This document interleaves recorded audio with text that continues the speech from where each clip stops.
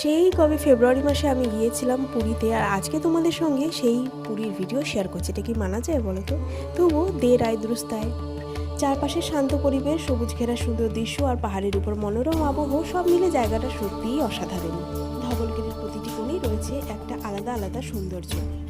এই স্থানটি শুধু প্রাকৃতিক সৌন্দর্যের জন্যই নয়, এর সঙ্গে জড়িয়ে আছে এক গভীর ইতিহাস।